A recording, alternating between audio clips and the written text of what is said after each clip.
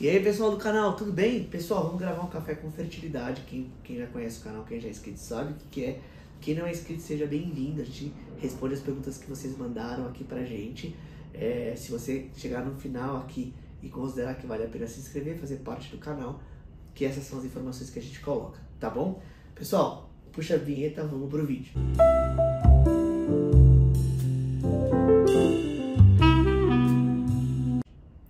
Legal, pessoal, a gente recebeu duas perguntas super interessantes aqui.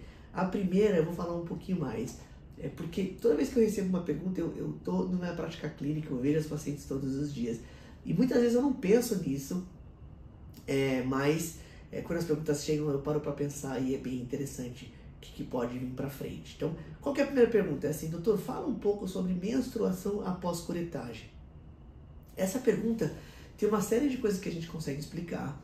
Eu acho que o que a paciente quis explicar aqui é quanto tempo demora para vir a primeira menstruação, como que é o ciclo menstrual pós a curetagem, mas do ponto de vista médico e até para a paciente, tem algumas coisas mais importantes do que realmente o retorno. Então eu vou falar nessas duas frentes. Primeiro, quando que é o retorno, e segundo, quais são as principais complicações e como que a gente observa isso na menstruação, tá bom? Bom, o retorno, pessoal, por incrível que pareça, quando você faz a curetagem, você tira todo o material da gestação. Ele é um pouco diferente da paciente que aborta, por exemplo, sem a curetagem.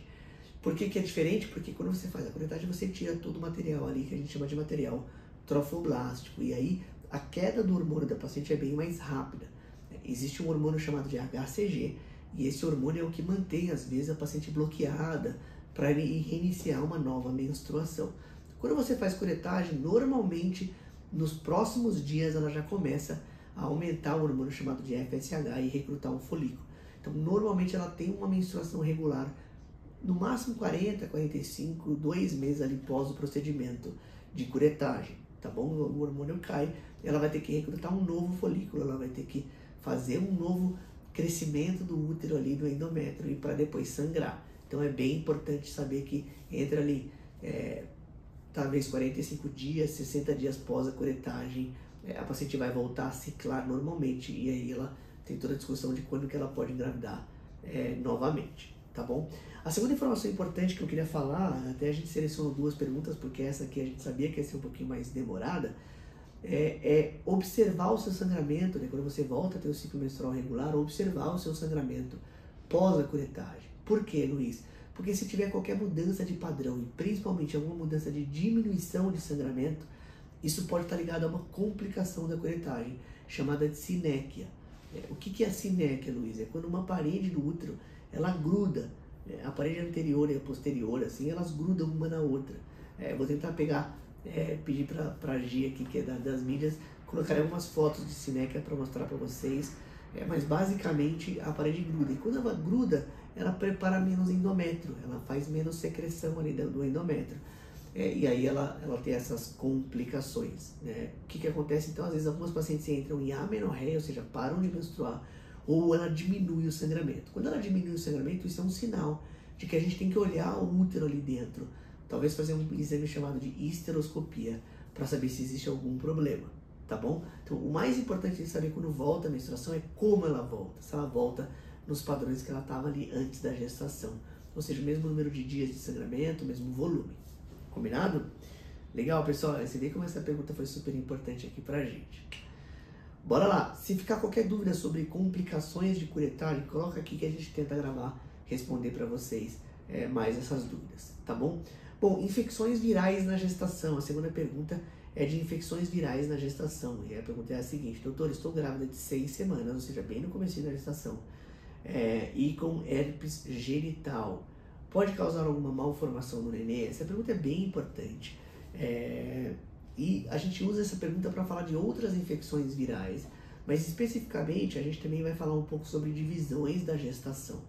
O que está por trás da pergunta dessa paciente? Quando você está com 6 semanas, no caso dela aqui 2 semanas depois do atraso menstrual, é o começo da gestação, que a gente chama de embriogênese. Então, é verdade dizer que as infecções nessa fase aumentam os riscos de dar problema no nenê, de malformação, assim por diante. Existem várias infecções que são possíveis nessa fase, por isso que a gente orienta a paciente para não pegar, não sair em ambientes fechados, tentar manter a alimentação em casa o mais saudável possível para não pegar nenhuma bactéria, nenhuma infecção mais grave, tá bom?